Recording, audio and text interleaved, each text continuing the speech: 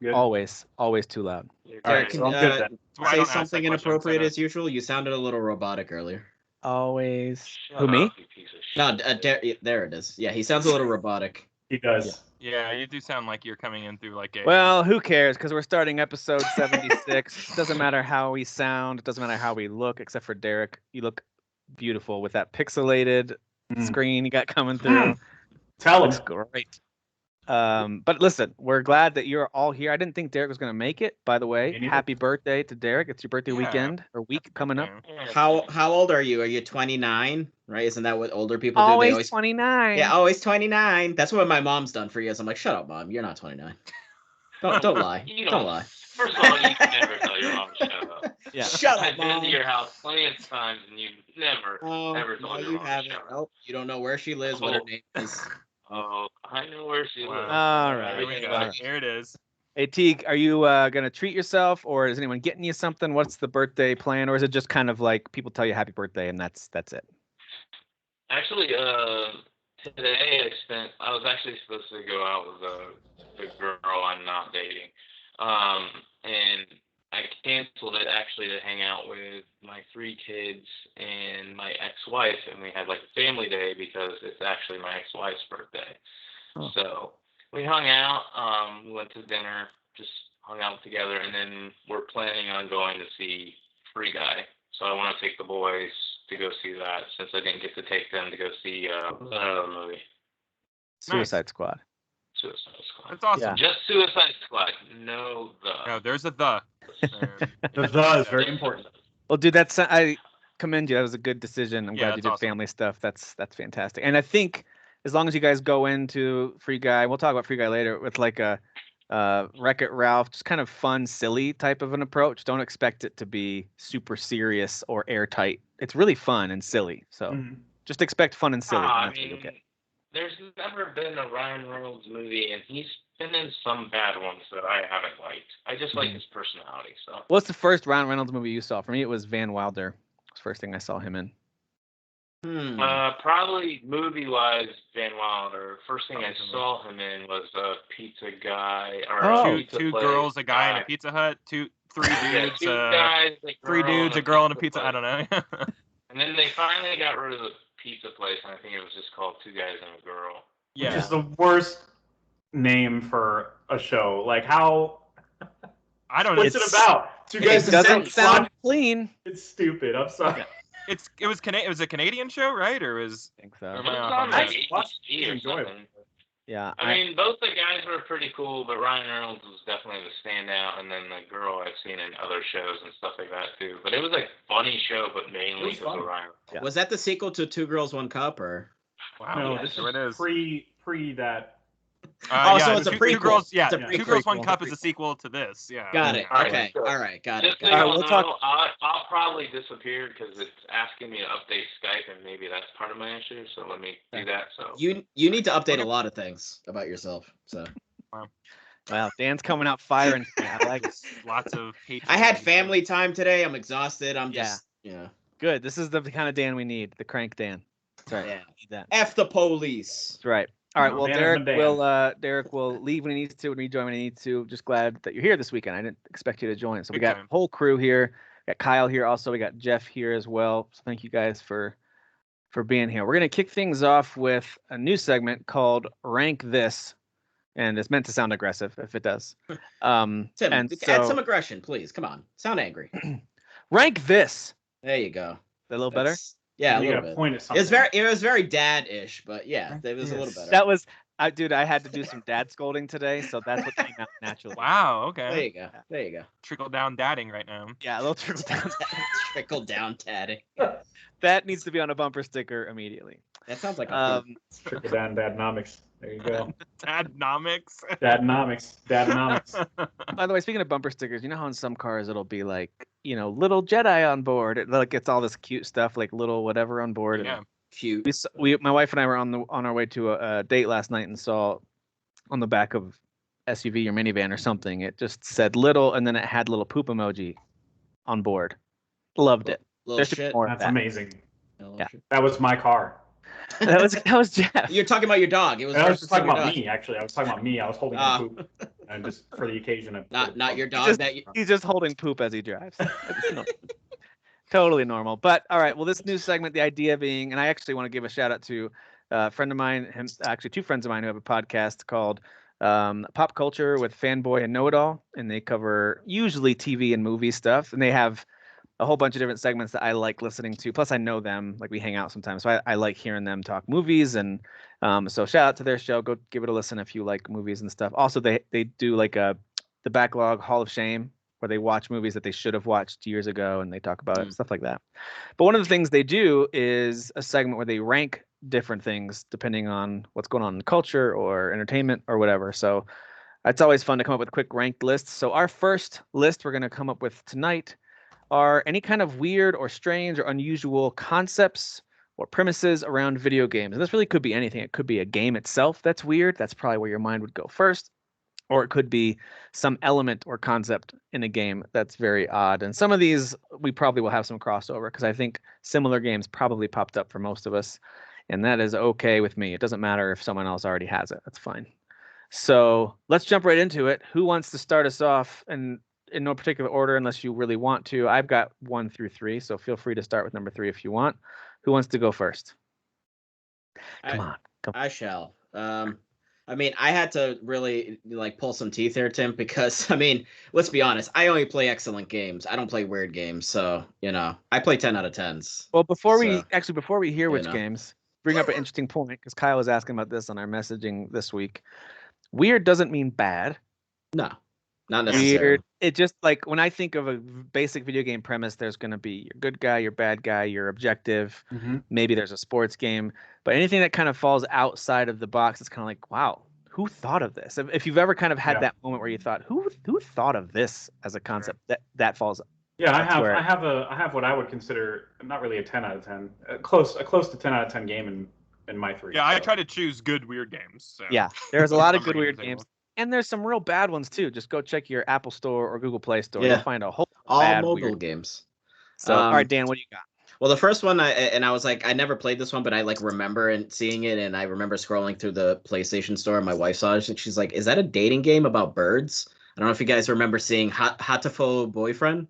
I remember the Yes, title. of course. Yeah, so basically, you're a human being in a alternate reality Earth, and like bird people have essentially like taken over, and it's like a dating sim, like graphic novel game, and you're Ugh. dating bird people. So that's weird. I had always literally. heard that title.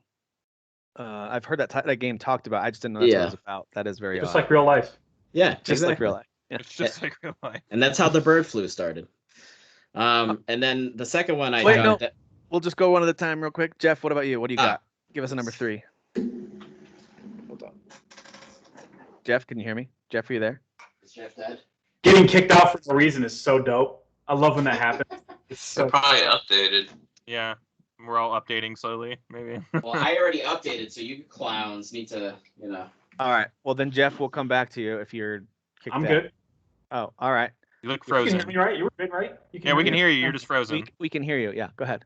Oh, I'm frozen? Yeah. Well, then here I go. you need to let it go. You're in a And very stop being thoughtful frozen. pose, though. So God, I just hate it. I hate everything about it. I hate this. This is the worst. Am I still frozen? Yes. Yeah, but whatever. Let it go, give, Jeff. give us your number Ow. 3. Let it go. This doesn't Let make it- any Frozen, let it go. No? Nobody? No. No, that's the side that I hate. We're still talking about it. Yeah. All right, Jeff, you gonna give us your number 3? Yeah, Oh. sure. There, I'm You're frozen. moving. You're There it moving. is. Oh, cool. Yay me. So my number 3 is it's kind of weird, I guess. The Stanley Parable. This is the one that I would think it's kind of close to 10. That sounds familiar. I don't know. What are we doing? This is our top What are 3 we doing? weird or strange video game concepts or premises for a game. Things you like or Totally hate. prepared for this. I'm totally prepared for this. Tim only told you about it like 5 days ago, so Yeah. Go ahead, Jeff. I want to hear about Stanley Parable because it's another one that I've heard. somebody's getting a the call title of. later. Yeah, I'll call you later. My I'll boss will be calling me later. Stanley Parable is it's one that's really tough to explain. I'm sure it's like $5 on Steam now. It's not even a long game. You kind of have to play it over and over again. It's a time loop type game where you start in this office and you play a character named Stanley, and there's somebody narrating over you that's like a British person or whatever, and they're like doing narrations to what you're doing, and and the narrations are kind of telling you where you're supposed to be going, and if you divert, the narrator starts getting mad at you and like kind of narrating it. Stanley suddenly did not know what came over him. He started going to this door that he wasn't supposed to go to. So like there's like all these sort of secret endings and stuff that you're supposed to obtain through the many paths that you diverge from. It's really, really hard to explain, but it's like a first person, I guess you would call it a walking sim because there's no action, but it's just the story of it. I'm like, who sat down and thought of this? Like it's really freaking weird. Yeah, it's really hard to explain. You just really have to experience it, honestly. I don't want to. Not Right. you, obviously, because you have no taste or terrible taste. Kyle, what about you? What's a weird or strange game concept that you've come across? I think it's a little more recent, but Octodad. That's a super weird one. Super That one fun to is play weird. too. The title alone is like, oh, I yeah, think, that and sounds it's weird. what it is, everybody. It's that. It's you're an octopus who somehow married a wife, had A kids, human. a human wife and Yeah. kids, and you're on land. And the whole idea of the game is to make sure no one figures out that you're not an octopus. Yeah. Yeah. And it's just absurd, and like you can play it co-op where like different controllers control different like appendages, and it's just Two chaos. dads, so progressive. No. It's You're sorry, the this same is dad. You're the same Oh, dad. okay. Yeah. Octodad? You're controlling different tentacles. So it's and that's a really fun game to play co-op because it's just like it's insane. That's And you're so screaming at stupid. I your love friend. it. You're like, no, move, grab, Oh. no grab. And like I the don't know, it's physics just are all wonky and like it's ridiculous, it's like right? it's purposefully poor mechanics. Right. Yeah. Yeah, purposefully. There's a character in Death's Door that I feel like maybe it's not intentionally, but it feels like an homage to that game because there's kind of like this guy who runs this restaurant, and if you get a meal from him, he'll actually tell you where to go to find some secrets. But anyway, it's clearly a long dead fisherman. It's a corpse, but on the back is this octopus character that's holding on to him and kind of like holding him up and flopping his arms around. Very fun. Okay. Yeah. Yeah, and it feels very much like Octodad. It's pretty clever, actually. It is pretty clever. This game is genuinely like funny too. Like if you're just sitting there and you're getting through the moment, like your neighbor's a sushi chef and he knows that you're an octopus and he hates you. But of course, like no one believes him, so like he's just trying to kill you the entire game. I don't know. The game is awesome. I really like that game. Yeah, I gotcha. Well, for me, I've got some weird games that I've selected, but I wanted to throw out a weird game concept that I feel like is very odd, at least for the time. Now it's very common. But any kind of Souls-like game, especially when Dark Souls first came out, I thought that was a very weird premise. It was very obtuse and off-putting. The idea of penalizing players for dying, especially in a difficult game, in the way that they do, to me feels like this is a dumb premise for a game. Who wants to play a game where you have to redo all this work, or you have like, who wants to be punished like this? This is not fun. Especially Demon's Souls, because then they have the whole what is the world tendency or whatever it's called, where like if you keep dying, like it actually gets harder. Yeah, which is just brutal. Decimates you. Yeah, it just decimates you. So to me, like that's a good example of a very odd outside the box premise. Hey, you remember when games, because this was like what, mid 2000s? So like, hey, remember when games in the 80s and 90s were really difficult and people kind of got angry all the time, but now they've made them easier. Let's go back to making everyone miserable again. And it worked because that idea actually, of course, as we know, has spawned a full-on genre of games. Like a lot of games, are using that concept now. But anyway, I think that was a very weird one. Derek, what comes to mind when I ask you weird video game or video game concept? I'm gonna go with probably the only one I can think of is Death Stranding. Yeah. Damn, that's a good one. It's a great one. The whole game, I don't even to elaborate. The entire game is what? What? I mean, it's the like gameplay. What? From story to mechanics, everything is a big question. Yeah. Like it's a walking simulator, but it's open world. But like sometimes there's action, and then it's like to me, Death Stranding is the and I'm not, if people who listen to my show know I'm not a Kojima fanboy. I do appreciate him and respect him. I like him, so I'm not a hater, but I'm not a fanboy. And when the game came out and I first played it, I was like, this is so dumb. And then I just kept playing it. I was like, this is good. Like, I like it. Very good. Yeah, I want super to. good. I want to finish it. Yeah. Because it's just very relaxing. But it is, everything about it is odd. Story, characters, gameplay, the world, like all the Even just systems walking in the is world. weird. It's weird. It is. Like everything's Yes. weird. That's a good pick. I didn't even think about Death Stranding, and that's one. Mhm. Which, by the way, looks totally gorgeous on PC, and I imagine the director's cut on PS5 is going to look So amazing excited to play it on PS5. Yeah. as well. Is the director's cut coming to PC or is it just PS5? I think it's I not know. coming to PC as far as I'm concerned, but like I think the Yeah. PC version has a lot of these things that are already going to be packaged in, except I have maybe it on except PC. maybe the new content. But you might want to look that up because I'm not Okay. 100% on that. I will. All right, Dan, what's your second one? It's actually somewhat similar to Kyle's Octodad, but instead of an octopus, you're a piece of bread.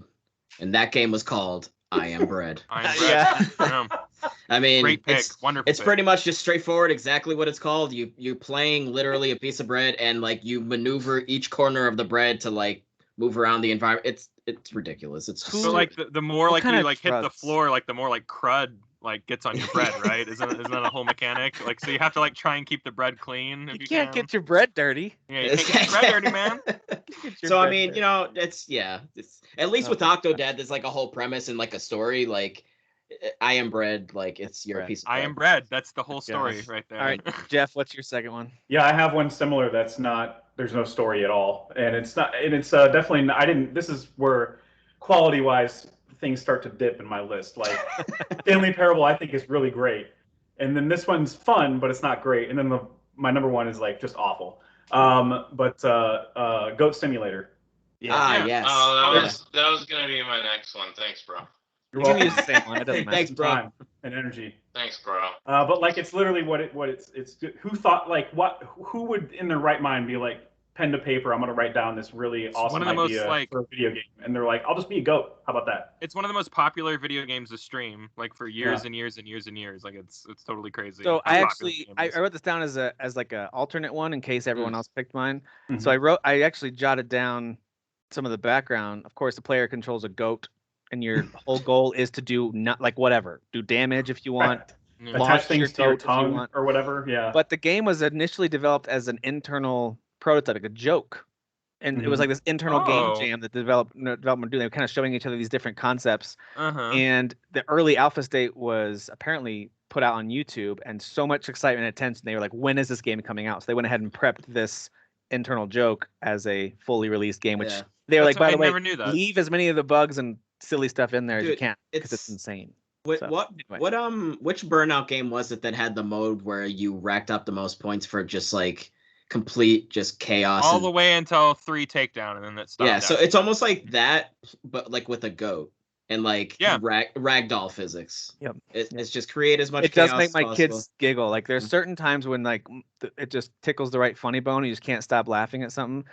Games like Goat Simulator and Octodad do that for my kids. They just can't stop laughing because it's just Yeah. so silly. But all right, Kyle, what's your second one? My second one, I think, has got to be like just any WarioWare game. Ah, damn it, all, Kyle. All of them, any of them. Yeah. These games are like fever dreams. I don't know. They're like quick little 5 to 10 to maybe even 15-second like quick mini games, but they're all like super ridiculous. Like pick the nose, or drive the car and don't hit a deer. They're just so like quick, and it's just I don't even know how to explain this game, but like boy, you want to have a good time and a lot of laughs, like at a party or a family gathering or something like that. Like throw that on TV. It's so easy to just to play because the games are so quick.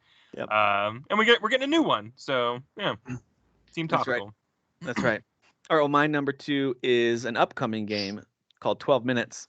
Of course, you guys have all heard about this, where I think most of us are excited to at least see what this is about. But the idea of having this story take place over the course of 12 minutes, and then I believe you get a chance to restart the 12 minutes Mhm. over and then try things again a different way. Mm. To me, that almost sounds like a Christopher Nolan movie concept, very Yeah. Memento-esque. So I think this is cool. and very unique take on playing a game. I think think other it's, games have done things kind of like it, but this one seems unique in its own right, especially with the perspective, all that Yeah. stuff. Kind of unique. I think it's very much it's one of those rare games that kind of feels like a stage play. It could be like because it's one setting, it's one room. I think the entire game, and it's just depends on what you find in each run that can help you get out of a situation with cops or whatever. Yep. Agreed. I'm really intrigued by that. Very interesting I can't concept. wait to play it. I mean, there's a reason that this game was exciting to people and kind of caught people's interest, and why Microsoft, I think, made the deal for it to be on Game Pass. It's an interesting concept. So and very weird. And it got really well-known actors in it too. I mean, Huge. clearly there's something there, material. Yep. All right, Teague. I know you had said Goat Simulator. Is that your second pick? Yes. Now, did you actually play Goat Simulator? Just a little bit. Yeah. I mean, I got the gist of what it was. I watched some YouTube as well. Yeah. There's not much to get. Yeah. Yeah. When you can figure out, position yourself on the right part of the roller coaster tracks and get launched. I got one more. I don't know if I'm going to say it right. Katamari Damacy. Sure. Yeah. Any of them. That one's I know when that launched, that was like a little bit of a hit for a little while, where people were kind of blown away by like the fact that you start out as this little nothing and you just roll into some big everything. Like you just eat everything that you're in the way of. So I know that was kind of popular for a little while, and it was definitely a strange concept at the time. Yep. Strange music. Yeah, strange music, strange like concept, strange story. Like everything about that game is strange. Very, very delightful though. Yeah.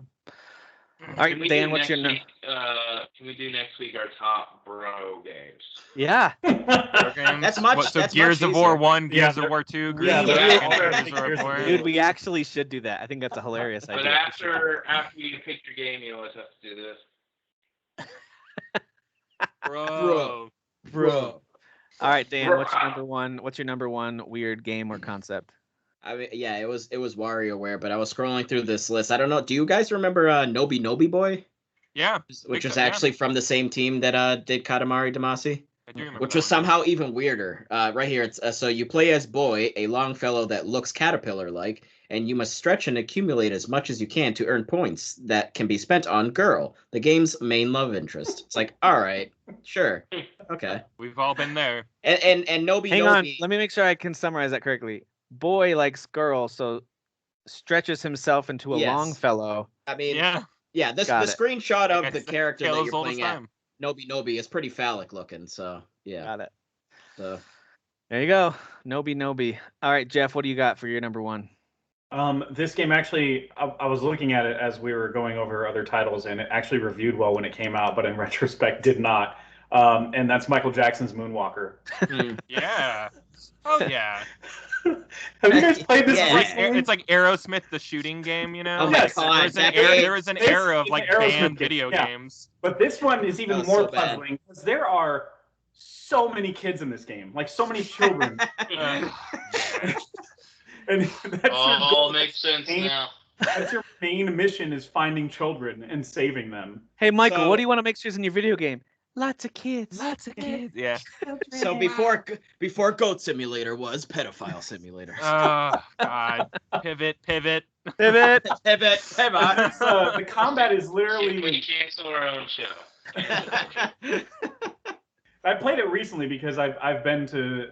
I go every few times a year. I go to one of those arcade places, arcade bars or whatever, and this is at several of them. So I played this recently. It's a bad game.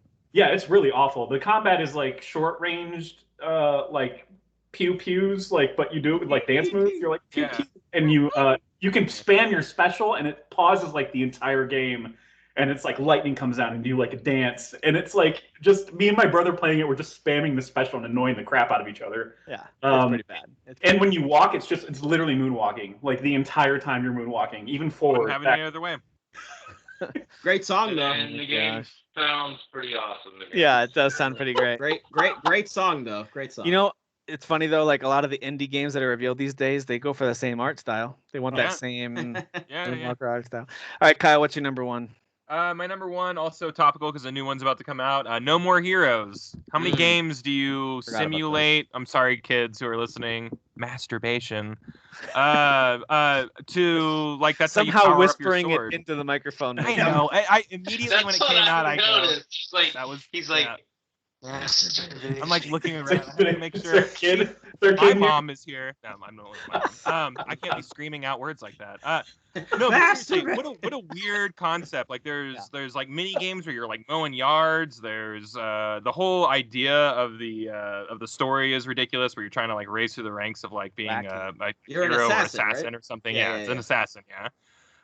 And yeah, just the whole concept of, especially on the Wii, like where you're shaking the Wii remote just to like charge your sword, is just good job, Suda. Suda's the weirdest guy in the entire world. Suda51, anytime he makes a game, like all of his games could be on this list. Lollipop Chainsaw, you know, if we want to throw that on there. I forgot about that one. Yeah. Yeah, they're all of them. Most James bad Gunn. Hey, ones. James Gunn wrote that game, by the way, guys. Did he? James Gunn wrote. Yeah, Wow. he was involved with Lollipop Chainsaw. That's why he got canceled Yeah, right. briefly. Suda51, very very fun stuff, and yeah, if y'all have never played any of the No More Hero games, I think they're all on the Switch now, and the Third new one's one's about to coming come out. out in a couple weeks. Weeks, So, yeah, good stuff. Very weird. Derek, what about you? What's the one where you play as like a Mexican guy who kills like it's like I think it's Pseudo-51 and it was actually reviewed Shadow of the pretty well. Damned. You're talking about Shadow of the Damned. Yeah, and it was Very done weird, by very EA. cool. Plays just like Resident Evil 4. It's got the same. Yeah, it's like, actually mechanics. a pretty decent game. Yeah. Very fun. Yeah. Derek, what do you think would be the weirdest game that comes to mind, or did you already name Okay, it? so for me, Death Stranding was the weirdest game. Okay. I just went out of order because I was trying to figure stuff out because I was prepared. We know this. Biomutant. Yeah, that is weird. I know it doesn't seem like on paper or because we're kind of used to playing those style of games, like the gameplay is not weird or whatever. But when you really think about playing in an open world game where it's apocalyptic and you're playing as a rat squirrel who does kung fu and shoots guns and fights other big beasts over this tree of life, Sure. it's pretty stupid. It is pretty nuts. Yeah. And it's actually a decent game, whereas we're listing off a lot of trash games. Most of them are trash. Yeah. All right. Well, I'll close out Thanks. this segment with what I find to be one of the strangest, most disturbing, but also I think it's been pretty popular, at least for a while there. Games. It was on Steam called "Who's Your Daddy."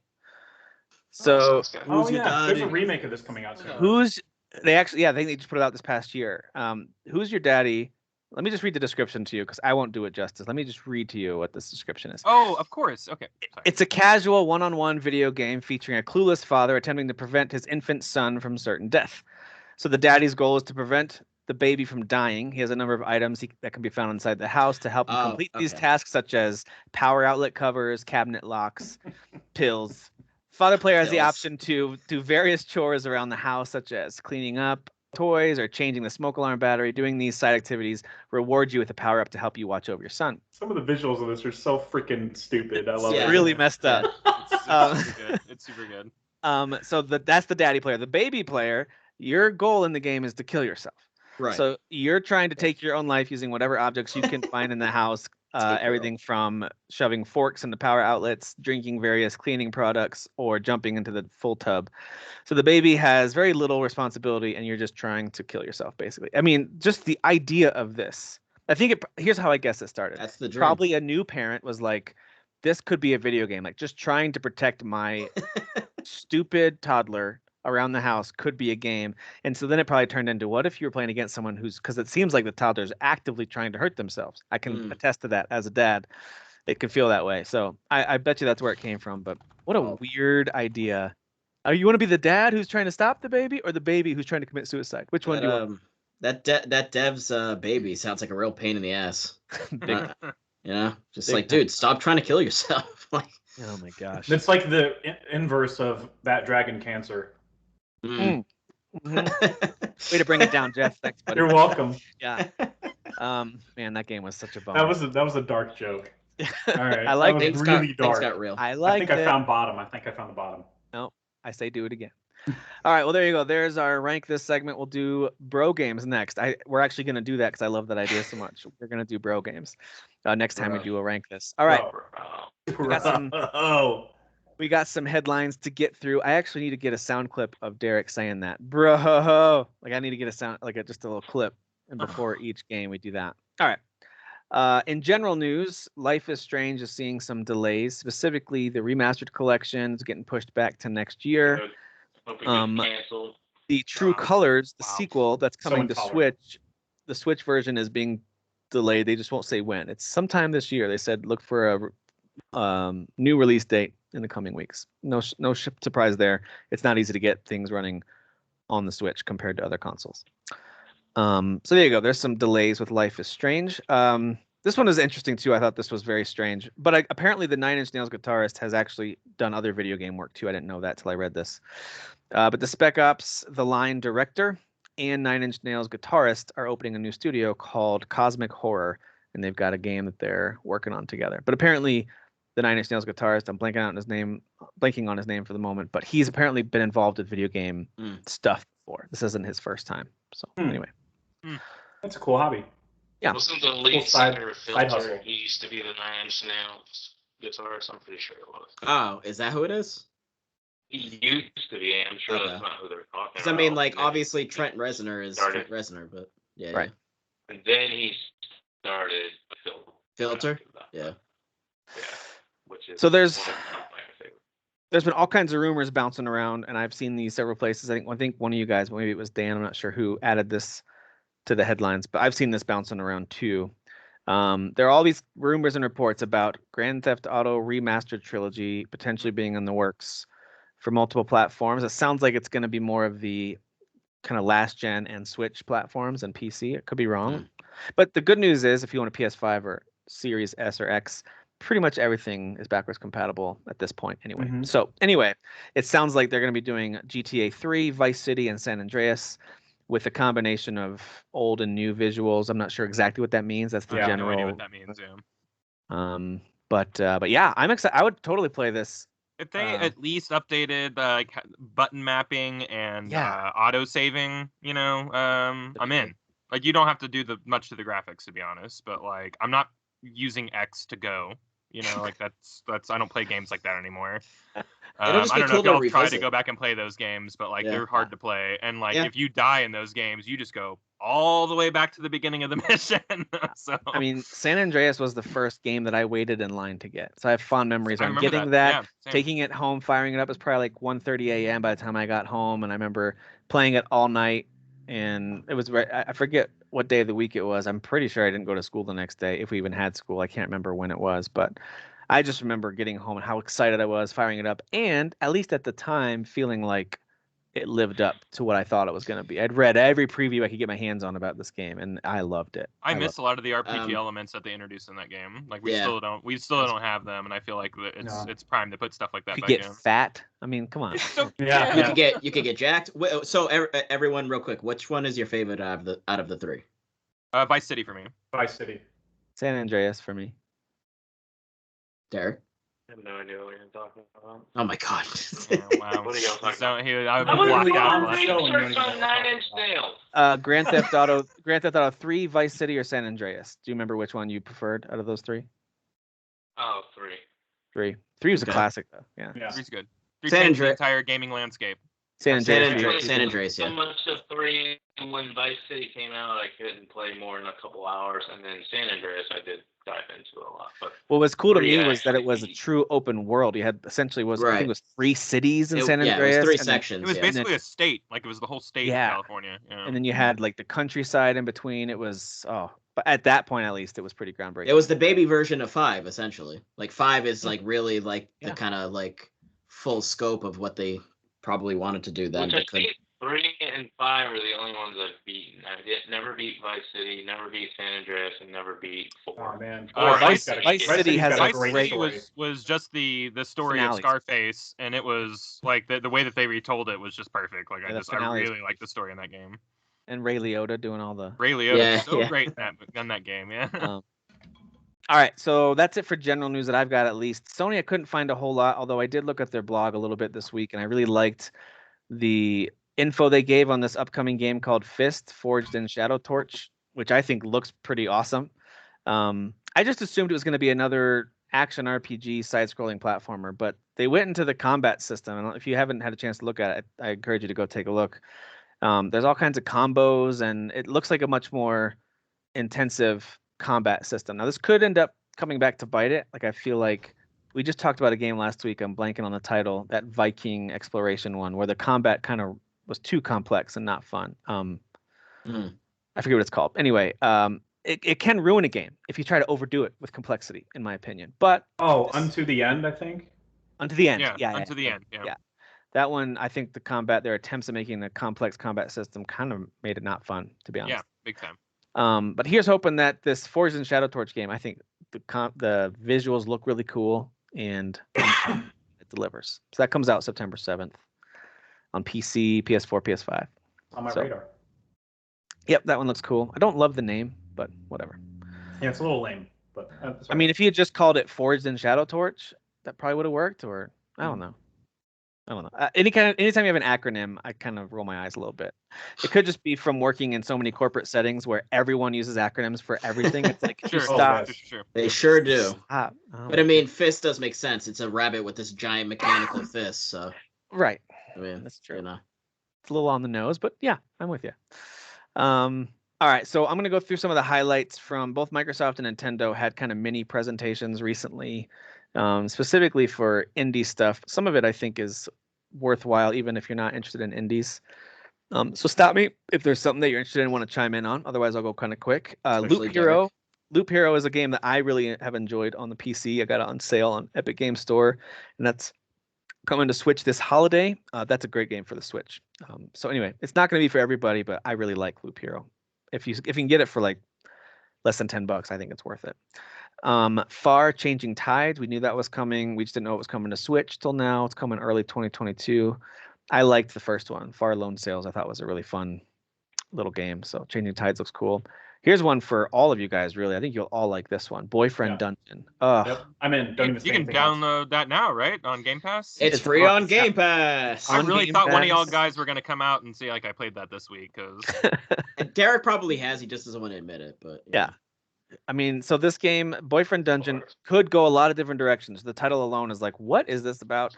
It's a dungeon crawling game where your weapons essentially are people that you can, are boys that you can date in the dating sim part of the game.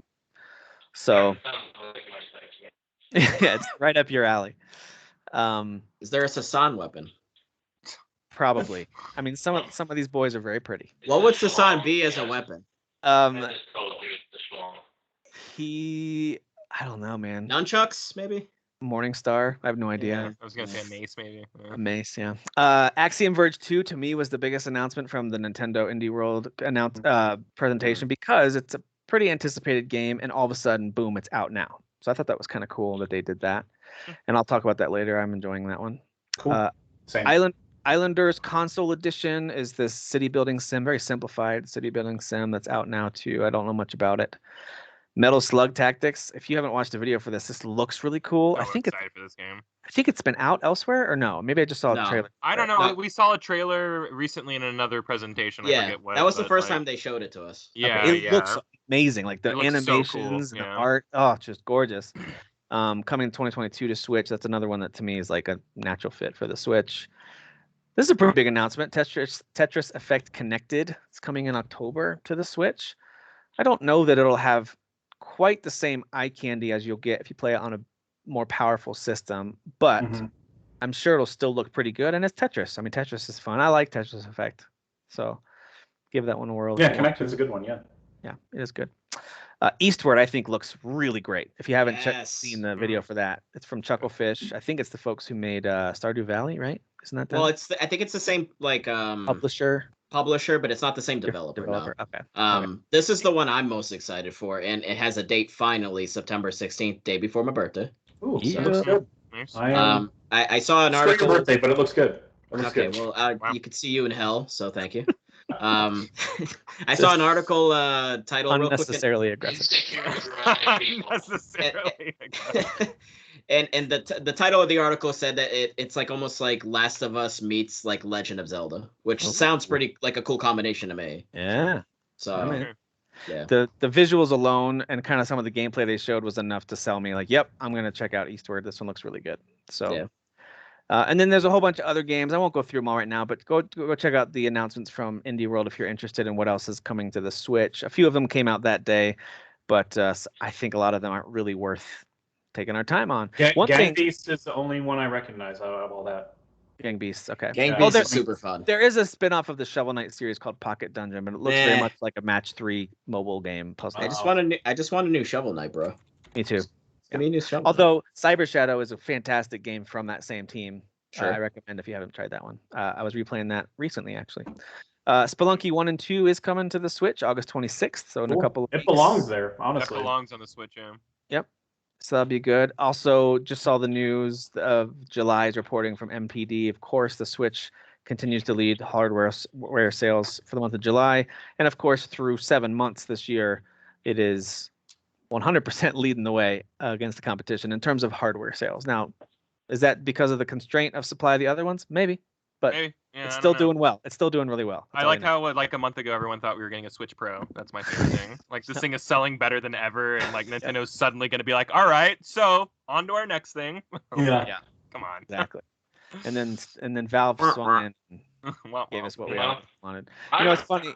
Go I'm ahead, one of the few people that's excited about the OLED. Yeah, I think it's cool. If I didn't have a Switch, I'd be all over that for Me sure. too. I think they should have boosted it a little bit more. Sure. I'm a total sucker for OLED. OLED screens. I have 2 Switches. I don't need to buy a third. I'm sure the screen will look nice. I was telling you guys earlier today, the website I've been going to a lot recently, videogameschronicle.com. I recommend that one to folks who are kind of tired of politics being shoved into their video game websites. But they had a recent opinion piece, and I had to look up the title again because I love the title alone, and the article's good too. But it says, with Switch OLED, Nintendo continues to do the bare minimum. Yeah, that is very Well, accurate. That's not wrong. Yeah. But did they mention anything about like, you know, pay wage and all that stuff, the quality for payments and things like that? It is political at all. I mean, maybe it is political. Maybe. I don't know. What is it called again? The site. It's videogamechronicle.com. Not the article, the site. Yeah. Videogamechronicle.com. Does anybody know Bruce Green's like who he works for now? He works for himself. I would think Kyle will know. Yeah, Bruce Green works for him. He doesn't work for anybody part right of now. some YouTube. No, he So and he don't- Lawrence do Inside Gamers or Inside Games, but like that's owned by them. They specifically got away from like you know, they are their own employers now. Yeah. They didn't want to work for an entity anymore, so they broke off into their own thing. Because I like Bruce and then the one that got in trouble, and so I wanted to. The one that got in trouble is probably Adam yeah. Kovic. I'm Yeah, assuming Adam, he's talking about. Yeah. He hasn't done anything sure Adam. or said anything. He's totally faded away. So Yeah. He quit basically everything after that. he quit the public. He's eye. not like that Ryan guy who was on Achievement Hunter who just like was Who like, I'm just gonna start actually- streaming again. Who Streaming actually again, guys. did like some really messed up stuff. Adam like cheated on his wife and like made a sex video with his wife. Oh. You know, like that was like his In big the workplace, apparently. thing. In the workplace, yeah. The other guy was like Classy. the other guy was actually like I don't know, grooming like a young girls girl, or right? something. Yeah. It was a weird. And it was like a month Rooster or two Teeth later had that a he really was like, rough year, guys. Yeah, they did. Rooster Teeth did not have a great Who year. was that? Who was doing that? What was the Ryan name? something? Ryan? Yeah, from Achievement Hunters. Yeah. Yeah. He's one of the founders also Yeah. of Rooster Teeth, I believe. Yeah. All right. Well, Skyward Sword, of course. Sorry, I got us off track because I know. Yeah. You made us get website. real for a second, Derek. That's Thanks. Unacceptable. Skyward Sword is the #1 selling game across all platforms for the That's month super of surprising to July. me. I don't know why, but that's super surprising to me. Well, there's so many Switches out there, and people Yeah. are looking for that new next game. And Zelda was sitting there looking, probably Zelda to a lot is of the folks, name. looking like a brand new Zelda game, as far as some Sure. people knew. So, Mhm. People are going to be really surprised when they really play it. yeah, I have to do what with the controller? Yeah. So anyway, I was not. I thought about it, but I was not convinced to bite the bullet on that game. I so. am gonna buy it when it goes on sale, but we all know that never happens with these types of games. It so. will, but it'll be on It'll be sale like $5 off. Yeah, it'll be like down to $48 instead. Yeah, like sure. I'm just Fake I think Skyward Sword gets a little bit more hate than it deserves. I think it's a pretty fun game and it's got some great dungeons, but like I don't know if I want to double dip on that game. Like, yeah. Well, Microsoft has some stuff going on too. I wanted to talk about a couple things that Phil Spencer said recently. I thought was interesting. He tweeted out a picture of a Steam Deck, and this is what he said. I'll just read his tweet. He said, "Was at Valve Software this week talking with Scott, Eric, Gabe about Steam Deck. After having mine most of the week, I can say it's a really nice device. Games with me on the go, screen size, controls, all great. Playing Halo and Age feels good. xCloud works well. Congrats, SD team." I'm sorry. All I hear is Steam Deck. That's all I hear. Deck. Okay. So yeah, I think this is kind of cool to hear. It doesn't really say anything about like, Game Pass maybe coming to Steam Deck. It's more about xCloud's going to work on there and things like that. But it makes me hopeful that if he was there for a long time and they had a series of meetings, how cool would it be if they figured out some way to be like, all right, you can launch the Xbox Game Pass. That's coming. App. I promise that right has there. to be coming. Yeah, without having to like code or break your system. Yeah, I don't feel like necessarily. I don't really want to install Windows, so make it work on their OS. Make it work right there. There's got to be a deal coming. I'm hearing some static. You guys hearing some static coming through? Yeah, I'm hearing some major. I mean, that's why I disconnected, because I don't know why everything's staticky. I thought it was just me. yeah, it's I think it's yeah. Now it just sounds like a storm's coming. Yeah. Yeah. Anyway, so moving on, I'll just push through the static. It's fine. Phil was asked about putting Game Pass on Switch, and I assume that question also insinuated maybe Game Pass elsewhere. And his response was this: "We have no plans to bring it to any other kind of closed platform right now, mainly because those platforms don't want something like Game Pass." That's pretty much what he said. Yeah. At the end, he did talk about how he's looking forward to the whole industry evolving and getting rid of console wars and allowing players, as he put it, to paraphrase what he said, "I want players to be able to play on whatever device they like the most. If they like a certain controller, they like a certain platform, play there. And if you want to use Game Pass or any other service, you can use." Like, he's looking forward to a day when everyone can just pick which device they like and have the services and games available from everywhere. The games are going to be available. I love that idea. Yeah. So, I mean, it's a little bit pie in the sky, but I like it. He's probably talking about playing through apps, through TVs or something, and just getting rid of consoles. Yep. I think that's a big part of it for sure. I also think, and he said it sounded like they were open to conversations with closed platforms, but right now there's no interest from them. So, yeah, he left that door open that Microsoft is always open. I bet Valve and Gabe we want it. And I'm telling you, maybe not at launch, but I bet it happens at some point. It seems so obvious to me, but we'll see. Everyone's gonna get paid, so why not? Yeah. That's right. I feel like Microsoft is in a more flexible place to do business like that. Yeah. Considering Sony and Nintendo have been so successful doing what they are already doing financially. So it just makes more sense for Microsoft to be like, let's just play around and see what we can pass on, But it's everywhere. Yeah. Just throwing money everywhere, buying Bethesda, doing whatever. Like, it's working. I mean, Game Pass. I feel like forward thinking. Xbox is more forward thinking, whereas PlayStation and Nintendo, I'm not condemning them. I will at least say PlayStation's doing it right as far as how they're releasing top-notch games, because at the end of the day, that's really what sells it. I mean, yes, Xbox offers, Game Pass, and, a lot of people stream YouTube. I choose to stream YouTube or do media stuff through my Xbox more than PlayStation, because I find it to be easier and better to utilize. But at the end of the day, PlayStation sells because they've got a huge library of games that are exclusive to the consoles. But at some point, that's not going to work anymore, especially if Microsoft can start teaming up with PC and all that stuff, or other companies are up and coming and they start getting more and more games. I think they're more future-proof, to be honest with you. Yeah, I agree. It's forward thinking. It reminds me of, when you had Netflix versus Blockbuster with the mail-in services and stuff, and then Netflix went streaming, and it was like, who wants to do this? No one's connections are good enough for this. What are they doing? And they gambled on it, and of course we know that it paid off, and they ended up being a big part of the reason that Blockbuster imploded. Not the only reason, but a big part of it. So anyway, all right. Moving on. Xbox did have an indie showcase, and there's a few things worth highlighting here as well. I thought Anvil looked really good. It kind of it has that same kind of crisp visual look as the Ascent, although not quite as detailed or high quality, but still looked pretty good, I thought. Aragami 2, I think, looks like a lot of fun. That kind of ninja stealth game. Can't wait for that. So that'll be on. Anybody play the first one? Like, I was all excited about it, bought it, and then never even tried it. I have not tried the first one. I haven't either. Just definitely, it looks like Tenchu I vibes. have it on PC too.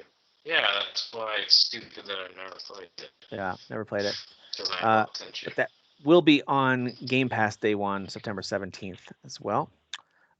Evil Genius 2 will be on Game Pass, coming out sometime this year. This is like kind of looks a little bit like Despicable Me, the game, like strategy version game. Okay, that's what it is. I know I've heard of this before, and I was like, why does it sound so familiar? I thought It's a that looked Despicable Me really cool. ripoff. Yeah. I thought it looked pretty cool, actually. Yeah, I like the concept of it. I mean, it's a strategy sim type of a game where you're leading an evil empire, basically. Mm-hmm. But very silly. Like, it's very tongue-in-cheek, very silly, like fun. It's not meant to be serious. What is meant to be serious is this game that kind of surprise released on Game Pass called Library of Ruina. It's this anime RPG card game, like super serious and dark looking. It's out now if you want to go give it a try. Yawn.org. You had me at anime RPG and you lost me a card game. Yeah, right.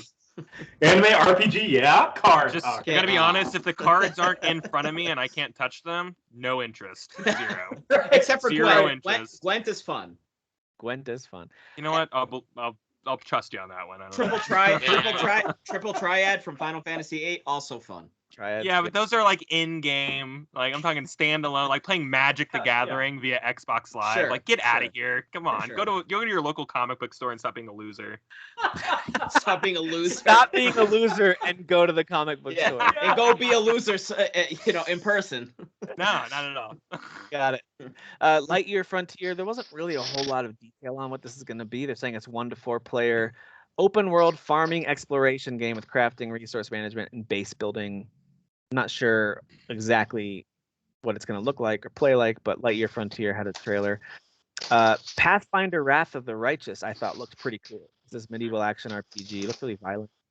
Is it a sequel or something? I don't think I've heard of it before. Pathfinder, the first one is called, it's got a different subtitle. I forget off the top of my head. But yeah. I think Is it good, or do you remember it? Not sure. Oh, okay. I didn't play it. Yeah. I'll check this one out. The trailer looked really good for this one, though. Yeah. It's out in March. Stardew Valley is coming to Game Pass. So that's Whatever happened to that? Oh, yeah. The Stardew Valley team? They were working on like a Wizarding World of Harry Potter Still type working of. Are they still working on that? Okay. I believe so. Again, I keep forgetting if it's like the publisher, because there is a publisher, which I think is Chucklefish, right? I mix it up because there's the actual developer of. I'm pretty sure the actual developer was working. Because on Stardew that. Valley, I think is just one person. I could be wrong, but I believe. I think it's just the same guy. Yeah. Yeah. I think I wouldn't quote me on that, but I'm. He's working on like a Harry Potter-esque Wizarding World, Yeah. Wizarding school type. Where of you're going to college or school or something. Yeah. Which sounds cool. So. Yeah. I'm into it. So, Oh yeah, I was like, I'm totally into that. So. This last one I wanted to talk about from the Xbox showcase, I just think it's worth highlighting just because it's really unique. It's called The Veil: Shadow of the Crown, and I was reading the description of the story. It's kind of this adventure game, this RPG game. You make decisions, you level up, all this kind of stuff, but it's completely audio based. So it was designed to allow blind I did check this one out, players to experience it and make decisions and play. Like, they're able to play the game. It's all audio based.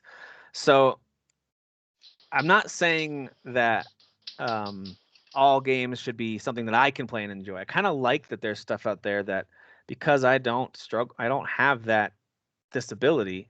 I think it's really cool that there's at least one game. I don't know of any other games like this outside of like audiobooks and choose your own adventures. I don't know of any other video games that have been developed completely with blind folks in mind. I think that's pretty freaking cool.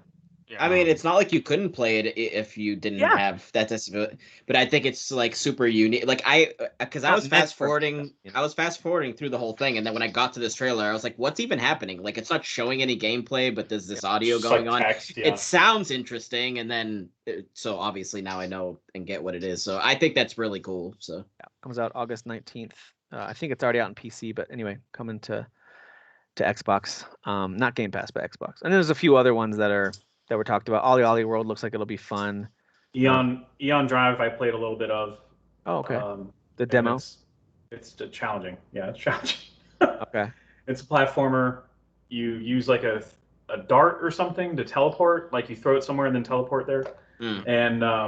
And there's like timed rounds where it's like you have to. I don't think it's the whole game. I think it might have just been the demo. But part of it was like timed rounds where it's like you have 30 seconds and you have to collect like more time as you go and bank it. And then as you get close to running down the clock, you can just press Y and add more time. And you're constantly just like trying to get to the end of the level while you're killing bad guys and stuff. It's like a speed platformer in a sense, but it's got that noir 80s neon type feel. Like the Justin Timberlake classic film In Time. Yeah, the one that we talk about to this day. What a wasted concept of a freaking movie. That sounded so good on paper. Oh man, I'm so disappointed. All the right actors too. I mean, in mind all the right actors, and I mean, like JT can act like a. It was directed by the guy who did the Crow, I think. Alex Proyas, I think did that one. Like so, I mean, yeah, and he did. What did he do? That was also good. I think he did iRobot. I think he did iRobot too. I like iRobot too. I enjoy that one. So this director is good, and he just like totally flubbed this entire concept. It's such a good concept, like gambling with time. Come on, man. Come on, man. Derek Teague left. It says on my screen. Yeah, Derek he did. He really liked it. He's popping back in. He's actually a huge fan of End Time, so he left. I bet. I bet he is. All right. Well, that wraps us up for headlines, unless I missed something, and then we'll go into stuff we're playing and watching. Did I forget anything? Anything else jump out to you guys? I couldn't think of anything else. Okay. Yeah. All right. We are going to do this, and this is an exciting announcement from us here at Current Gen Incorporated. We are starting a GoFundMe to get Derek a microphone to record this. Please. So if you would like to no chip network in, lag, whatever's going on over there. chip in. Just teasing. Sorry. And then he mutes. I know he's having some technical difficulties. Sorry, didn't mean to upset you.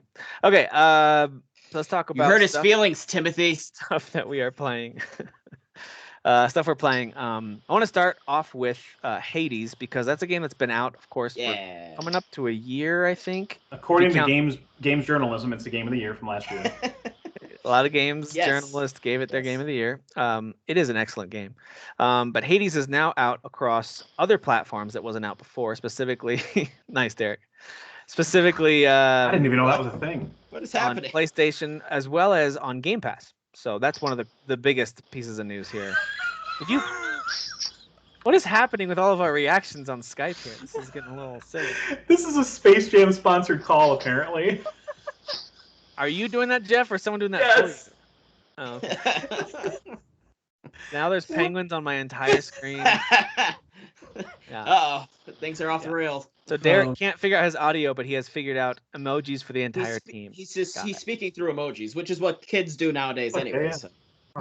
Can y'all hear me now? Yep. Yeah. I can hear you. Does it sound great? Yeah, it sounds awful, but we can hear you. Tim's allowed this nonsense to happen, so. It's all right. Yeah, call me on Monday, Tim. I don't want to hear your shit on Sunday. What do you talk about your performance on Saturday night? I'll let it slide this week because it's your birthday. All right, so Hades. I actually started playing this a little bit again. I picked up my save game that has cross saves between Switch and PC. So I started playing it on the Switch a little bit. Just kind of got reminded about how much I really enjoy this game. But I specifically want to find out what you think, Dan, because I think you downloaded it and played it a bit. Yeah, it's my first time playing it, actually. Yeah, it's at first at the very beginning, the first like hour, maybe 2 hours, I was like, all right, like this is cool, but like I'm not quite getting why people were like so like this is the best game ever.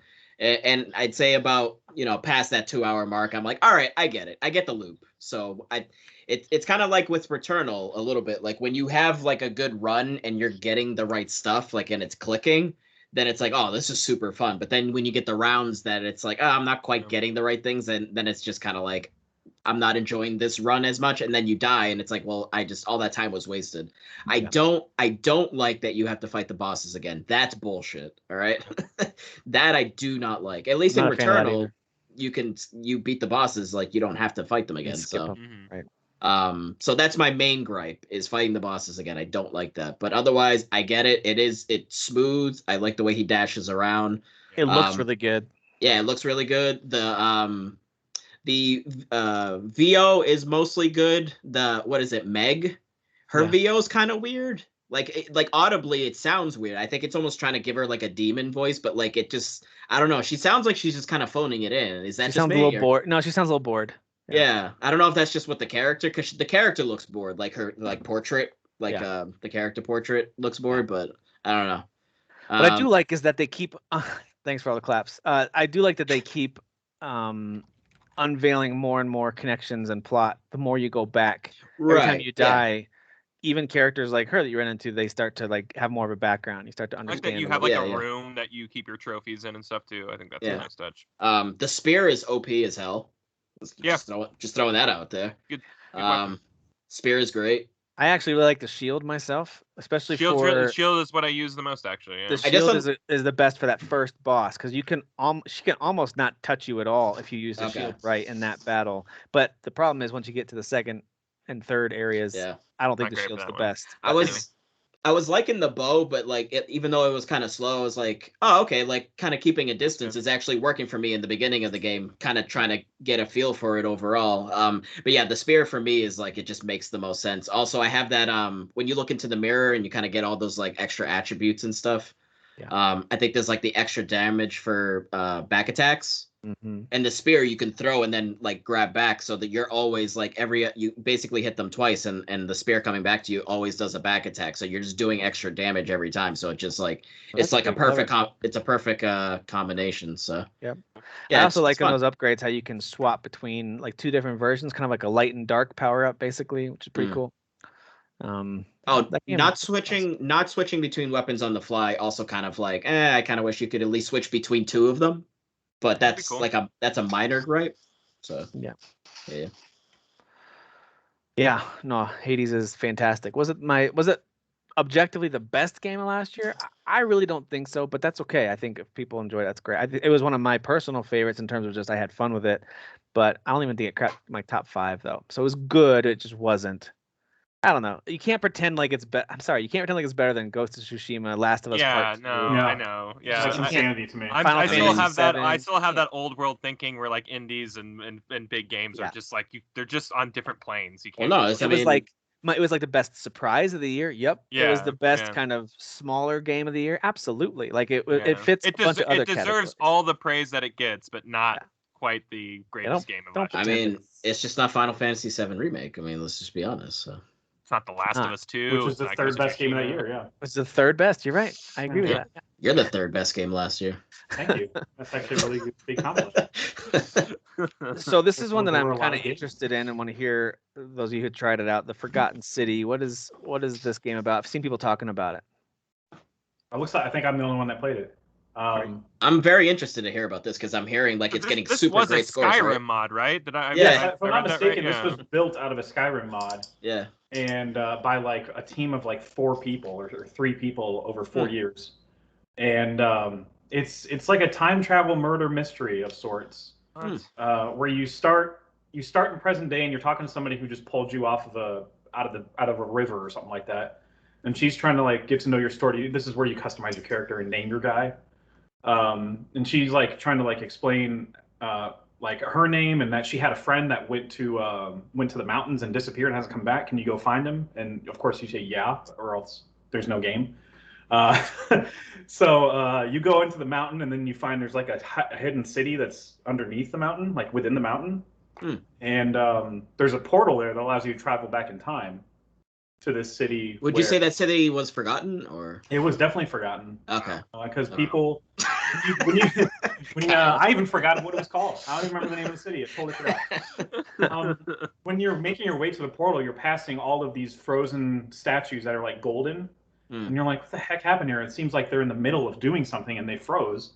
So you go to the portal, you travel back in time, and you figure out there's like this cardinal rule or whatever that this city is kind of trapped in, where if any one of them commits a sin, which they still haven't really figured out how to define the sin, if any one of the citizens there's like 20-something citizens, commits a sin, then all of them get like frozen. Like, and it's like Medusa plus Midas, basically, where all of them get frozen gold, basically. And you have to figure out who's the sinner that causes that, because you just came from everybody being frozen in gold. You know it happens, so you have to figure out who causes that to stop it. And so there's way more at the beginning, at least. I know there's action in the game. I just haven't gotten there yet. In the beginning of a few hours, you're just having conversations with like 20 something people, and they're in-depth conversations. There's a lot of dialogue choices. Does it look pretty good? It looks decent. Like, you know, it's clearly an indie game because their mouths don't really sync up completely. Like, it's got that Life is Strange type quality of their mouths. But everything else looks great. I mean, I'm playing it on PC and it looks pretty fantastic. It's not like a loop game, is it? Like you haven't reached something where like everything ended and you missed your opportunity, so you have to like start it over again. Oh, like it's loop. one. I misunderstood. It's like one consistent yeah, story. it is like a time loop. Like there's it is. At least in some of the gameplay walkthroughs that I've kind of skimmed through, there are certain points where it's like, oh, there's a guy chasing me and I have to run back to the portal now and start the loop over again and figure out what went wrong. Okay, interesting. So there is a certain point where, you do have to start over if you screw things up, I guess. But it's interesting so far. It's definitely got me wanting to play it more, and that's more than I can say for most games right now. The writing's good. The writing's great. I'm very surprised by the writing and the voice acting, because it's like I said, it's like a team of like 3. It says at the very beginning, it's like a team of 3 people or whatever that worked on this game. So I'm very impressed. It's one of the rare like moments in time where like just these dudes were working on a mod and then someone was like, "This is a real game. Let's make it one." You know, like isn't that what Portal was? Portal, Counter-Strike. You know, actually lots of stuff from Steam. Goat Simulator, some of the greats. Goat Simulator, like we talked about earlier. Yeah, that's what Goat the greatest of all time, guys. The great small time simulator. Well, tell me about Genesis Noir. This is one that I actually installed at one point because I think it's on Game Pass, isn't it? Yeah. It is. You're right. And then I never got around to even trying it, and then needed space for something else, so I got rid of it. But I'm not sure if it's just PC because I played it on PC. I installed it on my. It's on consoles. Okay, it is. Okay, but it's definitely on Game Pass. I would say it's worth. It depends on how tolerant you are with certain gameplay challenges, but because the graphics are just unfreaking believable, man. The art style is basically just a movie, like an artsy, indie, black and white animated movie. What kind of game is this? Is this an action game, adventure? It's like a oh my god, can't even define it, dude. Let's just say it's indie, because the gameplay leaves a lot to be desired. It's kind of like you're controlling your character at a certain point and moving across the screen, and then at certain points you're not, and you're just doing different actions that have nothing to do with what you were doing before. So sometimes walking simulator? Sometimes walking. Sometimes you're planting seeds in the ground. The image I keep seeing gives me very much a Nightmare Before Christmas vibe, where he's like standing up there singing at the moon or whatever. I'm almost thinking, like, have you played Dreams, Jeff? Like the story mode in Dreams. It almost kind of reminds. That's what it's like. Yes. Okay. Yeah. All right. And the entire soundtrack is like jazz. So they're telling the story of the Big Bang, but they're using actual people to tell the story. Okay. And they're using jazz to tell the story, and they're using like these incredible. Again, the visuals are just incredible. But if you are not patient with the gameplay, I totally get it. I quit. I quit like after 30 minutes today. Like, I mean, uninstall. At a certain point, you're just like, all right, I got to play something else because this is driving me crazy. Like, I can't figure out what this game wants me to do. Sure. And definitely don't. I mean, I guess you have no choice on an Xbox, but try to avoid a controller because like I was watching some of the walkthroughs and somebody was doing it with a mouse and keyboard, and it was like way easier to do some stuff than on a controller. Okay.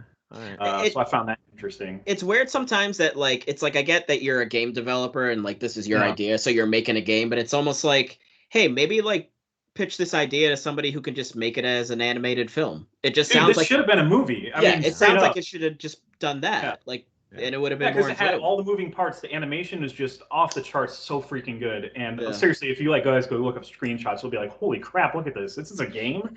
And they had the concept down, which is like super high concept stuff, and some would even say, what's the word I'm looking for? Indie. Up its own butt. Let's just say that. Snooty. Pretentious. So Pretentious. there would be an artist there's definitely a section of like film snobs that would absolutely love a movie like this. You know what I mean? Pretentious is probably the word, Dan. Pretentious is the word I'm looking for. Yes, thank you. Vomit from Derek's mouth. Right there. Hey, speaking of Derek, have you had time to play anything? I'm curious if you have and what you've been playing. Have you had time to game? I know you're really, you got a full schedule there. The only thing worth talking about, I mean, I'm continuing my playthrough of Judgment.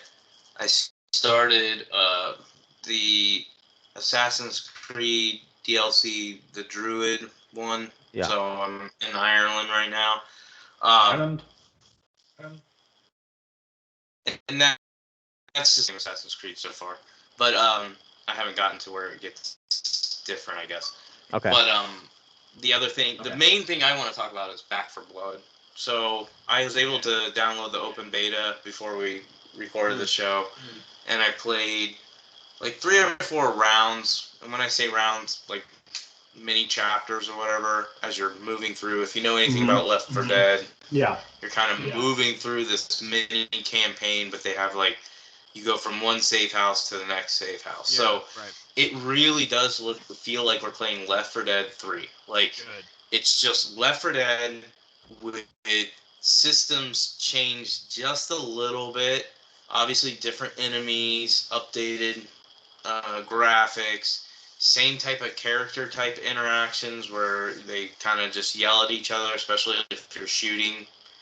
You know, if you're shooting your AI partner or your co-op teammate, they'll yell at you like, "Hey, watch where you're shooting," and then they'll yell back like, "Well, get out of my way," or something like that. But the game is super fun. Like, that's not a negative thing for me. I've been waiting for Left 4 Dead 3 for a long time, and I mean, obviously I can't predict the future, but with the way I've been in gaming, I think this is the type of game I want. Like, I like the ones where I just boot it up, jump in, and I like co-op, even if it's with randoms, and just play the game. And I did notice when I'm playing with actual random players, like real people, you're a little more successful, meaning the bots are not seem to be too good. Like, they just die a lot, and it's like, okay, well, that's annoying. Bummer. You don't want, and to be fair, in a game like this, it's really hard to program AI. And what I mean by that is, like, you don't want them OP, but you also don't want them dying a lot. The player's not watching the AI character. Like, I don't sit there and watch the AI character. The only thing I notice is, damn, you keep dying a lot. Or, you know, if we were to win and I get like 6 kills and the AI characters have like 5 points, obviously I'm OP. So it's a hard thing to balance. It's like, I think that's what they're going to probably get a lot of feedback on, though, is the AI. But now, did you notice and were you offended by all the racist things that the zombies say? Did you guys hear about this story? Yeah. Which is absurd because it's just 2 audio pieces, like things like overlapping. Yeah, and it's just like people's like minds like bridging exactly like 2 separate audio. Like, wait, what did they say? Yeah. I don't know. And like the second that it was Kotaku who was breaking like the story, I was like, oh my god, like, I know exactly what this is about. Derek, I wanted to ask you because like I've never played Left 4 Dead, obviously. What noob? Get out of here! Come on. What's the deal with the decks? Like, I am in the game and there's new. like decks. Yeah, what is the deal with the cards? Yeah, because that's not part of Left 4 Dead. Like Gears. So it's kind of like Gears, or even Titanfall. I think Titanfall 2 had it where you could use cards to like kind of boost certain things. So for instance, I think the main card I was using was where I get like an extra life. Like, I have the ability like to revive myself or revive somebody else. And then there's like just stats like 10% more stamina, 10% more, or you reload 20% faster, 10% more health, or whatever it is. So it's just little RPG stats. and they just use deck of cards. So you That's- earn cards. Are you pulling from a deck of cards that you've collected and that you're keeping, or is it random every time? Like, how does that work? Or does your deck not really? From what I was noticing is I keep my card. Okay. So I Cool. use them. And then you earn more cards as yeah. Cool. And then you can only use one card per round or whatever. So you pick what card you want to use, and then you use it in that round. I don't know if it goes. I think it just goes away. I think it's kind of like where like I don't know if you guys played Motorsport 7, but they have cards and you can assign those cards to a race, and then after that race, the cards are gone. So I imagine it's the same thing. I wasn't really paying attention. I did, I think 3 chapters or 3 safe houses, then got to the 4th area. 2 people dropped, so I had 2 bots, and then me and this other guy, and we were getting absolutely obliterated. And I did it like 3 times with him, and I was like, I'm out. So obviously, it starts to increase difficulty as well. Sure. Good. I don't just think the bots are terrible. I also think it was, hey, the first 3 rounds are kind of pretty simple, to be honest with you. The other thing is guns. I was noticing that I can pick up or buy upgrades to my guns. So you could have like a carbine, and then you can add, or you can find in the world maybe a scope, and you put the scope on it, or extra ammo clip. I was struggling to even find. I was struggling to even find like a different. So my first round and the only round I played, I had a pistol, and I was like, how do I even switch to an assault rifle or anything? I started out with machete. Okay. And I found a sniper rifle probably 3 or 4 minutes into the game, so I was a little annoyed that I'm playing around with a machete. Yeah. And then I'm not a big sniper guy. Sure. I will say in this game, because they kind of auto target, the sniper works just fine. Even though you would think, dude, you're getting blitzed with zombies, and the zombies are pretty quick, so they get on you pretty fast, like left. Sure. So there's but the sniper still seemed to work. Like, is it gonna be my go-to? No, but I don't think it's out of place in the game. I think you can kind of sit back, let your other teammates get in the mix, and then you kind of sit back if you can, which is hard in this game because you got to remember the enemies come from everywhere. So you might think you're in a safe spot. Like, that's what I do. I'll tuck in a corner. I'll be like, I'm just gonna take people out here, and then all of a sudden I see the red alert letting me know behind me I'm being hit. I'm like, what's going on? And they crawled over the wall that I was standing by, and they just started eating me. So if you like Left 4 Dead, if you like co-op games, this is the game. If you like World War Z, it's World War Z, but it's in first person mode. It feels honestly great. I love third person games, but for this game, I prefer first person. Yeah. Yeah, it definitely feels good. Like, the guns feel good. So these to be first. Oh, it's real tight. It's real tight, and like I said, it has auto targeting, so it'll lock on to like the mid section of an enemy, and you can quickly tap up to try to get a headshot if you can. But yeah, it makes it a little bit easier. I'm sure you can disable that if people are like, that's lame. But when you're fighting 40 to 50 zombies at a time, auto target is kind of smart. Plus you get you can take damage from your teammates. So it's smart that they would be like, hey, let's lock you on the enemy, even though they can still walk in your way and you shoot your teammates, instead of accidentally thinking, because it's easy to think you're shooting at a zombie, but really you're shooting at your teamate. Yeah. Well, this game comes out in about good. 7 weeks, right? Yeah. So October, mid-October, right? Can't wait. Yeah. I'm be awesome. gonna keep playing it, and if I love it, I might go all in. It's another one of those games where, yes, it's coming to Game Pass, and I like that. I do. But if I can get extra stuff, like in-game stuff, and get early access, I'll pay the money. I like owning my games anyway, so if this is a game I will actually invest in, like, that's what I'm doing with Forza. I know a lot of you are just going to do the free version. Totally get it. But for me, Forza Horizon 5 and Back 4 Blood are 2 games I'm very excited for. So if they have the content, which I know Forza will, I don't know about Back 4 Blood, But if they have the content that's worth it in the $100 version, I'll do it. Yeah. And I like the fact, I know people are probably going to hate this and they'll hate on this, the 3 people that listen to our show. I like when you buy the more expensive version that you get early access. I know I do that too. No, I causes like a that problem because they don't want to spend the extra money and they think it's unfair. But I like it. So Yeah. I don't mind usually, it. if a game's Yeah. worth it, I will pay. I think it's an awesome perk to be like, yeah, I got 3-day head start on it because I, paid, a little extra money. Like, Yeah, I don't think there's doesn't anything wrong bother with me. that. Yeah, it Doesn't doesn't bother bother me. All right, well, you mentioned the Wrath of the Druids DLC for Assassin's Creed. I just started that as well. So I am in Ireland, and they've unlocked some cool systems. Hey, nice helmet. All right. Oh my boy. God. All right. Nice helmet, Derek. This is that- Commander Shepard. I like Yeah. it. And I approve this message. but yeah, they've This got is my favorite store, or whatever. This is some my it is. favorite systems- podcast on the Citadel. some systems they've It's- introduced over the months that I wasn't aware of.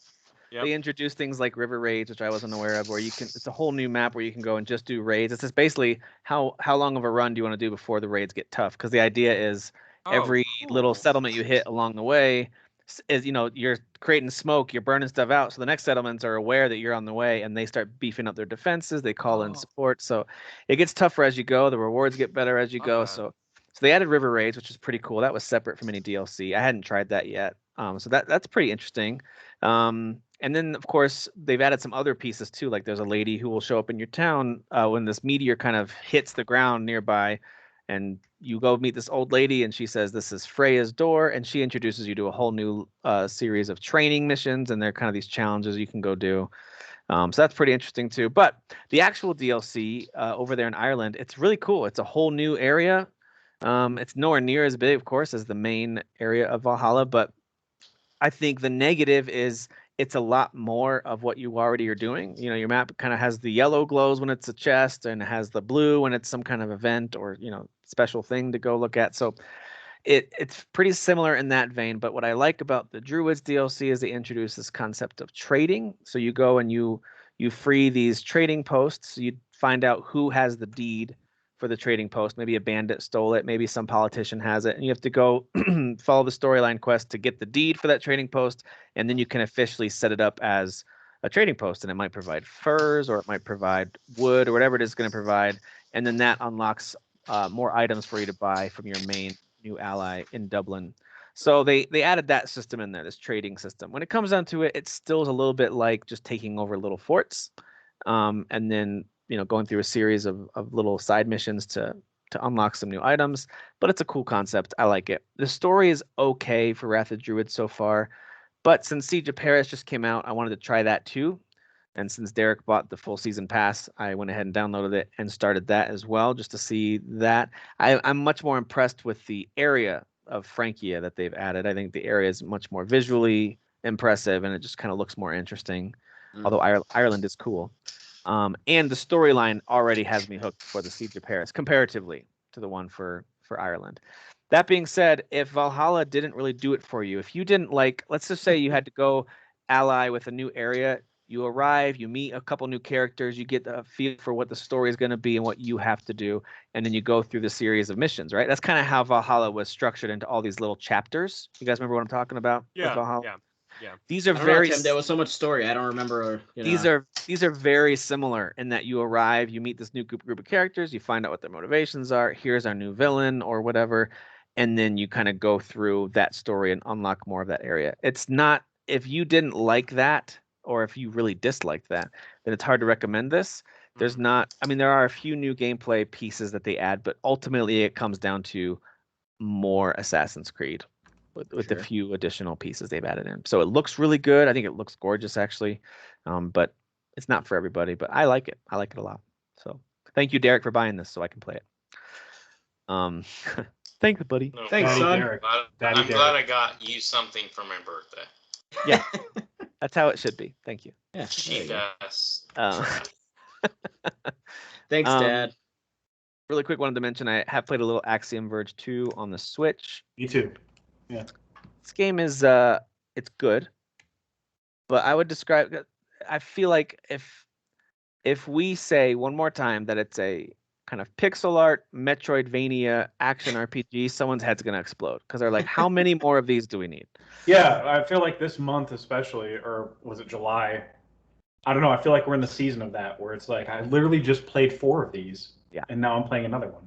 And listen, some of them are good, some of them are bad, and some of them are fantastic. That's great. But I feel like this game is 5-6 years too late in terms of some of the stuff it's doing. It does have some cool things it introduces a few hours in. I do like it, but it's hard to recommend this one to folks who aren't all in on this genre. Like if you're not already a big fan of Metroidvanias, and if you don't already love kind of that retro throwback visual style, if you didn't love Axiom Verge 1, it's kind of hard to recommend it. Yeah. So. It's as throwback as it gets to. With some of those sound effects are like ridiculous. Like, yeah. Like there was something somebody was doing where it's, I don't know, it might have been somebody just walking and it was like super distorted, like, and I'm like, this is so 80s. It's so ridiculous. You might even say it's trying a little too hard at times, but maybe. Again, it's not bad. It's getting good reviews for good reasons. I think it's a good game if you like that genre, but I like it so far. It's hard one to recommend to everybody, but I think it's only $18 on most platforms at the moment. So yeah. There you go. And I think full price is like 20 or something.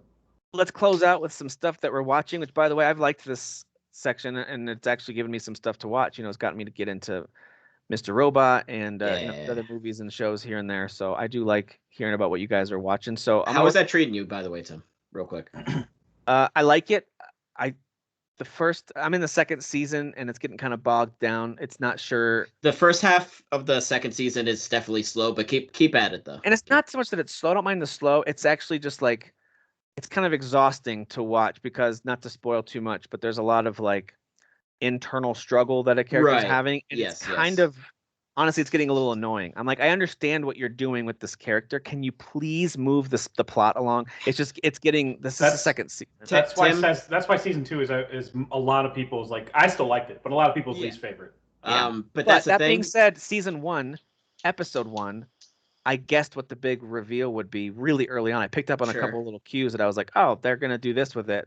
And I kept watching for clues along the way to see if I was right or wrong.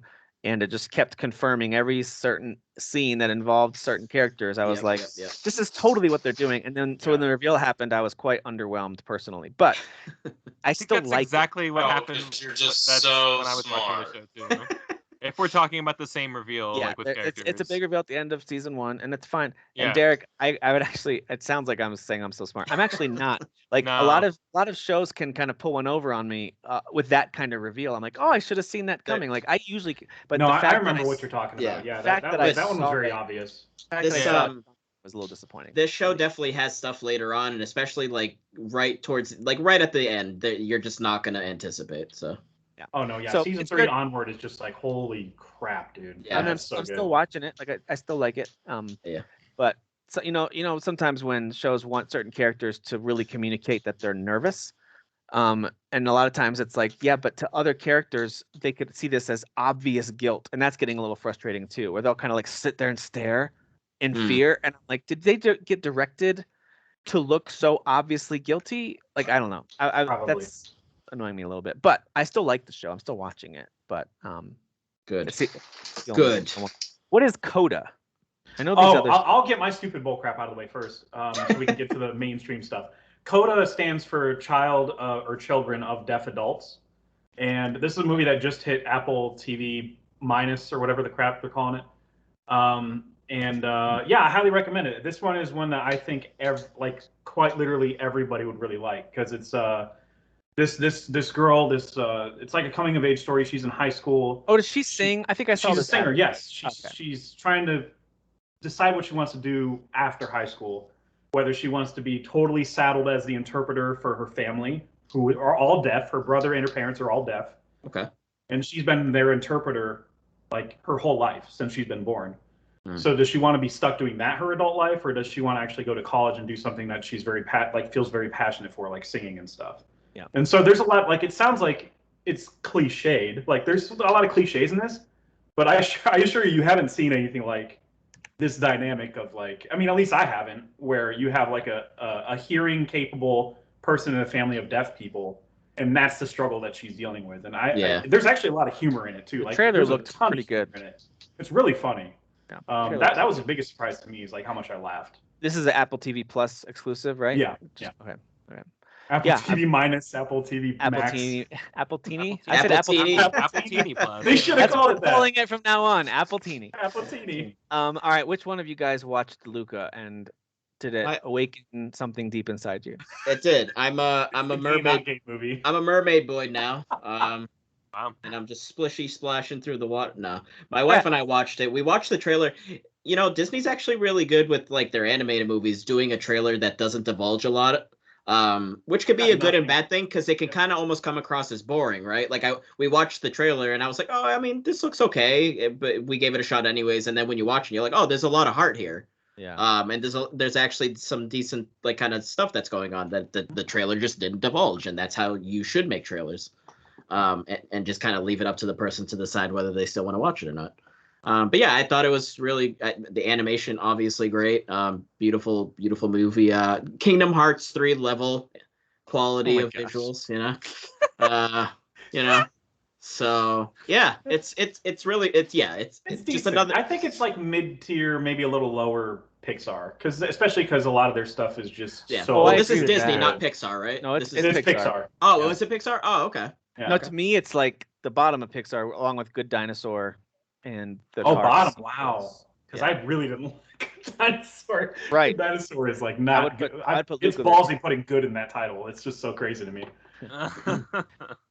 But it's one of those things, like it's in the same boat for me, where it's like the animation's great, overall it's production amazing. quality is Yeah. good, but when it comes down to it, especially like after reflecting on it, my kids rewatched it, and I kind of watched pieces of it again. I was like, yeah, this actually wasn't all that great.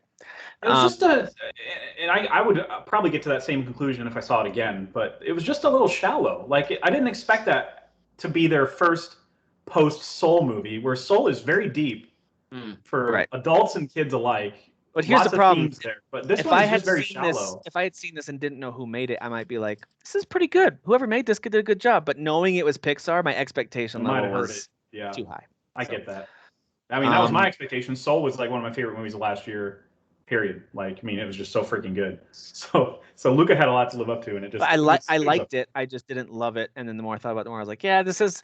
I mean, listen, even the worst Pixar movies are going to be better than most animation studios. So. Sure. It's I true. mean, I thought it was endearing. Like, I liked the friendship kind of angle. Like, I thought that was nice, and I mean, It was very sweet. It had a lot of sweetness to it. I agree with that. Yeah. All right. And I did hate the way people tried to politicize it. It's like, can it just be a sweet story? Does it have to that's why confirm your personal life experience? Can it just I call it the gay not gay movie.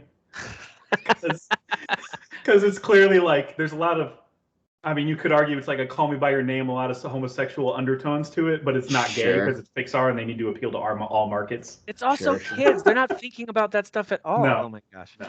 All right. Not everything's about sex. Yep. Yes, it is. Derek's like, excuse me. Derek and Robert California are both like, everything is Everything is gay. or gay. Okay. So I've seen so many little clips from Dave and ads for Dave. Who's actually watching this show, and is it worth watching as a show? Yeah, I just finished it up. Yeah, Jeff, you were watching it too, right? I've been holding off on including it for this show because I wanted to wait till season 2 finished before I brought it up. But Kyle and I have been watching it, and I think it's probably my favorite. I mean, I guess if you stack it up next to What We Do in the Shadows, those are both probably my favorite comedies on the air right now. Yeah.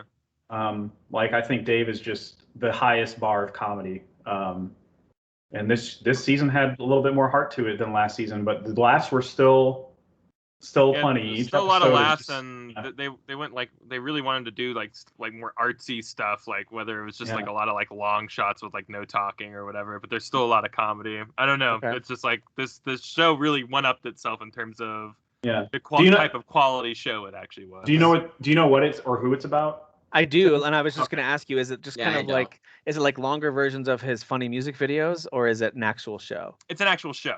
Yeah. Okay. Yeah. His music videos tell these funny little stories, and they're usually like really inappropriate, but you can't help but laugh at them. Like that's kind of, I assumed his show was going to be very similar to that, but Me too. That's why as it gets deeper into like the psyches of these characters, you're just like, whoa, this show has actually got like a message and it's actually talking about stuff. And he's a talented musician and he is quite funny. So he is very funny, man. Pretty genius writer in general, apparently too. Because, this is all his. This is all his. Derek, disagree. This is all him writing. Astute all this stuff. observation. Yeah. I just disagree. All right. Did I miss anything? We're going to talk about Free Guy to wrap up. Oh, Stargirl. Oh yeah, I just wanted to shout out DC Stargirl, which on paper I was like, "There's no way this is going to be good. I'm going to hate this." I started that and Doom Patrol at the same time, expecting Doom Patrol would be the one I finished first, and Stargirl was the one I was like, "All right, I got to finish the season," and I finished it in like 2 days, and it was just so freaking entertaining and refreshing. Yeah. Because I don't like DC CW teen drama, hot people bullcrap. Yeah. I don't like it, Yeah. and this show is just But not. hey, bro. It's not devoid of that. Hot people. It's just like this hot people drama is just not the same. Like, Yeah. oh, like I got gum in my hair. Oh, you're still hot though. Shut up. I got Yeah. gum in my hair. I call it CW shows are just handsome people problem shows. That's all. That's all the shows are. Handsome people. But Man, this one- you guys sound like a bunch of just angry uggos. Yeah, that's exactly. Yeah, that's what I'm afraid of being ugly. Sure. I see them on the screen. I'm like, I can't. You're unattainable as a person, and I can't be you. But this one, I don't want to say it's devoid of any of that stuff, but there's like no love interest anything in this first season for any of the main characters.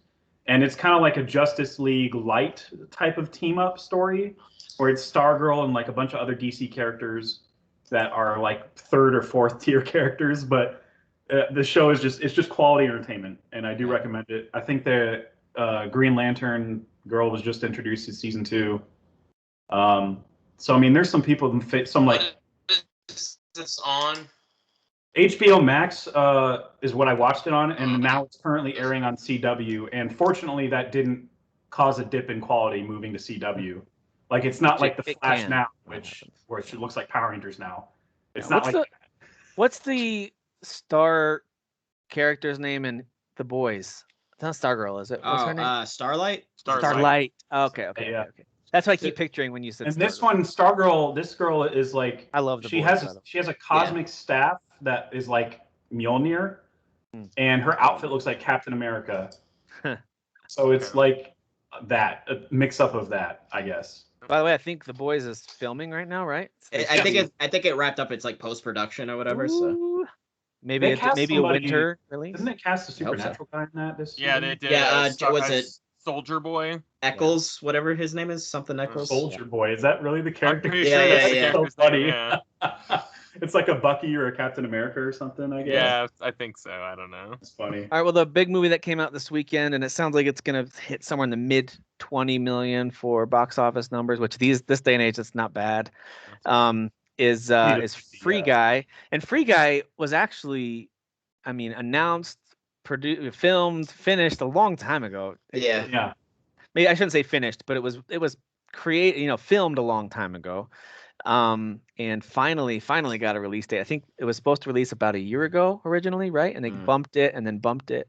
I can't remember all the details, but all I know is it's been a long time coming, and it's here now. And it's, of course, if you don't know what this is, it's a Ryan Reynolds vehicle. Essentially, it's a Ryan Reynolds movie. Thankfully, he's not the only quality actor in it though, and it's about him being this NPC in an open world game as a bank teller, and he's just living this kind of loop of a life, and then he realizes there's more to it than that, kind of the crux of it. What I put in we were chatting about this today, the 5 of us in our group before recording earlier today, and to me it has little elements of things like Truman Show, not as much heart, of course, as Truman Show, but it has little pieces of that where you have someone kind of coming to a realization that their life isn't what it seemed. So there's elements of that. This is woke. He's woking. He's woke guy. He's woking up. That's what they say. He's woking up. I hope that doesn't catch on. But I think I hate that so much. It's actually got more in common with something like a Wreck-It Ralph, or even the good parts of something like a Ready Player One. I know some people really don't like that movie. That's fine. I love that movie, man. But Very but entertaining. I think it's got pieces of that too. And I say those things as compliments because I found this movie to be really entertaining. And we were talking about it earlier, where it's I think it's the right kind of theater dumb fun. And I don't mean dumb because the movie is super dumb. It's more like I don't need this to make sense in the real world. I Right. just kind of want a good, fun blockbuster escapism, and that's what this movie does. And it provides just enough heart to kind of make you feel like happy at the end. You're happy with the way it resolves, and you like the characters and this, at least to me, relative newcomer, Jodie Comer, this British actress who's now coming out in The Last Duel with Matt Damon. She's like French, or I don't even know what she is anymore, because on Killing Eve, the show that kind of launched her into movies, I think she's British. She's French in that show. Okay. So I have no idea what she is. Yeah, honestly. I think she's so good at accents. But anyway, all that to say, I found her to be incredibly charming. Like, she didn't phone it in, like Jeff was saying. Like, she really actually she performed in it. She didn't have to. It's got Steve from Stranger Things is in it. Yeah. And I think he's pretty great. And of course, Taika Waititi, who kind of chews up every scene, but that's okay because he's excessive. Yeah, it's ridiculous. That's just him as a person, apparently. Yeah. I imagine he had fun, kind of just being able to perform and not worry about the direction, and just kind of got to be wacky and silly and be a jerk. Yeah. So I liked it overall. It's one of those movies that I would totally see again, especially when it gets on some streaming service. I'll watch it with my kids, and I think my wife would think it's funny and had a lot of good laughs. So really I would encourage folks, don't overthink it, but it's enjoyable. It's a fun one to see in theaters too. It's one of those that's got lots of visual stuff. It's not rated R, right? It's PG-13. There's an F-bomb in it, but that's it. That's it. You're allowed the one in PG-13. Yeah, so there's it's not rated R. No, not like The Suicide Squad, which is rated R. Yeah, there's violence in it that you see in GTA 5, but it's not bloody. Like, it'll be like he'll slice some guy's neck, and you won't see the blood or anything. Yeah, it'll be like the camera gets it from behind and you don't see it. Yeah. So they make sure to keep it for families, but there is an F-bomb in it. I mean, there's a few moments in there that, there's some stuff that for my kind of 10-year-olds, I might be like, I might mute this part, but there's only a couple of moments like that. Mostly it's just silly and fun. So it also has this guy who I've now seen in 2 movies in a row as the best friend. I'm blanking out on his name. He's really funny. He was what is his name? He was in the Kevin Hart. He was in Bad Trip as well, right? With Eric Andre, was he in that? Oh, that's right. He was in that too. But he was in Fatherhood with Kevin Hart as the best friend. TSA agent, right? Yeah. Yeah, TSA agent and Get Out. Yeah, and Get Out. Oh, that dude. Okay, yeah. His name's like Lil Ray something. Lil Ray, how something like that. I He's can't funny. remember. He's funny in this. He does a good job in this too. So, all right, I'll stop talking. If you guys have seen it, I like it. It's fun that a bunch of white people can't remember the black character. All right. His name was Lil Ray. Someone said it. That's it. Lil Ray. Hey, we know his first name. There's more to Lil Ray than that. There's more to that. I love these NPC characters' names. Like, Guy is Ryan Reynolds' character, and his best friend is Buddy. Buddy, if I'm not mistaken. It is Buddy, and it's actually on his name tag. It says Buddy. Yeah. Yeah. And then the guy. This is in the marketing, so it's not really a spoiler, but because they did it like last week, they showed it. There's a character named Dude. There's a character named Dude, and it's like an upgraded version of Guy. But he's not complete. He's not complete at all. So like some of his catchphrase, he literally says catchphrase, or he'll be like, "I feel adjective" or something like that. Like it's just so freaking funny. Is there a character named Bro? There is not. They should have named him Bro, but I think that would have been too on the nose because Taika's character is a bro. Okay. Yeah. Derek's gonna come out of that movie going, "Man, Taika's like the hero of that movie, guys. Am I right?" Yeah.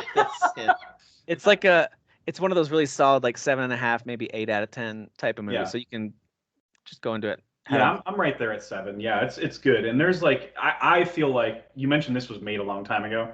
I feel like they might have done some reshoots and rewrites when Fox bought Disney. And I'm not trying to spoil anything, or when Disney bought Fox.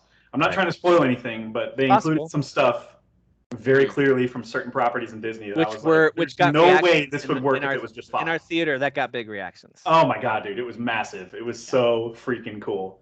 It made me laugh so freaking hard. Dude, that was like the biggest laugh for me. And there's an actor in it, in the movie, in the very first scene that was not in any of the trailers, and he shows up later and has interactions with Ryan Reynolds, and he is by far the funniest part of the movie for me. Like he's, oh my god, dude. Is it him doing character movements, like is it Hugh Jackman bagging and stuff, and like No, I wish it was Hugh Jackman. That would have been perfect, but it was. There is a faceless character who I swear is Hugh Jackman's voice, and it could have been. I didn't look. It could have been. We could find out later. Yeah, but listen, Ryan Reynolds, just for me, he just kind of hits that perfect tone for me personally. Like I love his sense of humor. I love his delivery, and there were certain lines I am like, I guarantee you, when they shot that scene, they just kind of let him do 50 takes or something.